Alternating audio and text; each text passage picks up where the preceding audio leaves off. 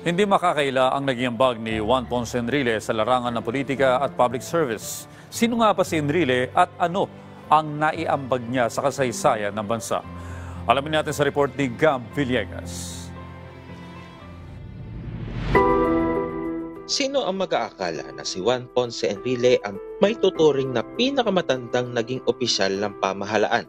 February 14, 1924 nang ipinanganak si Juan Furaganan sa bayan ng Gonzaga sa Cagayan kay Petra Furaganan at Alfonso Ponce Enrile na isang abogadong mestizo at may impluwensyang politiko. First District Representative ng Cagayan si Alfonso nang ipinanganak si Juan. Bininyagan siya bilang kasapi ng Iglesia Filipina Independiente at pinangalan ng Juanito nang tumutong siya sa edad na 20. Nagpabinyag ito bilang Katoliko. Nang mapadpad sa Maynila, nakasama nito ang kanyang ama at dito na nabago ang kanyang pangalan bilang si Juan Ponce Enrile.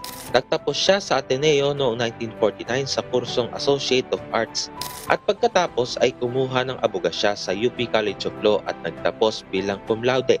Pang-11 si Enrile sa mga bar top notcher noong 1953 kung saan siya ay nakakuha ng marka na 91.72% at nakakuha ng perfect score sa Mercantile Law. Naging scholar rin siya sa Harvard Law School kung saan siya ay nagtapos ng Master of Law na may specialized training sa International Law.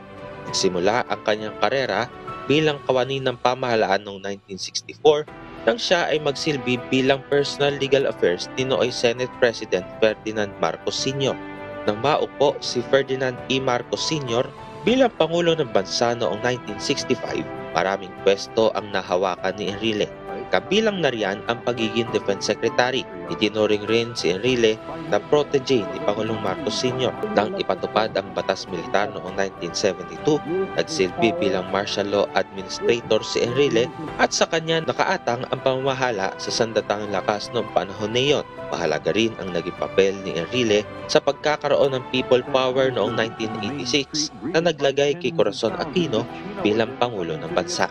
Nanatili pa rin si Enrile bilang Defense Secretary sa ilalim ng Aquino Administration hanggang Nobyembre noong 1986. Noong 1987, unang nahalal bilang senador si Enrile at noong 1992 naman nang siya ay nahalal bilang kinatawan ng unang distrito ng Cagayan.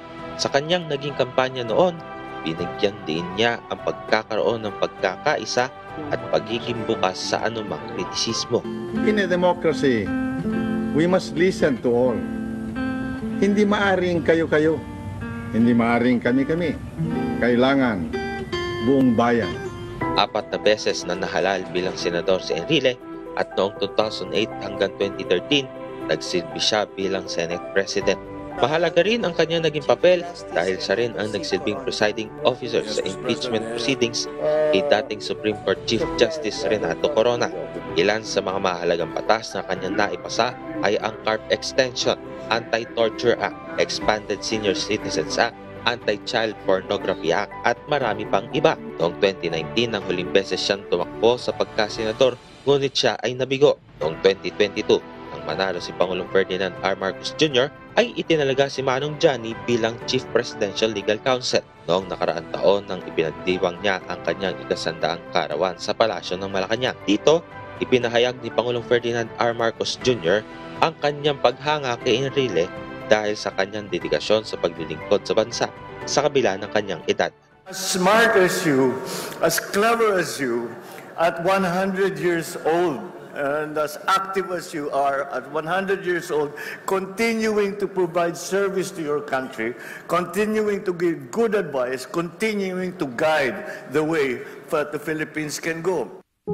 At kahapon lamang, sa edad na 101 ay pumanaw na sa kanilang tahanan si Manong Johnny, nakapiling ang kanyang pamilya. Sa kanyang naging buhay, hindi makakaila na si Juan Ponce Enrile ay naging bahagi ng paghubog ng kasaysayan ng ating bansa. Gusto ko, happy ka! Gab Villegas para sa Pambansang TV sa Bagong Pilipinas.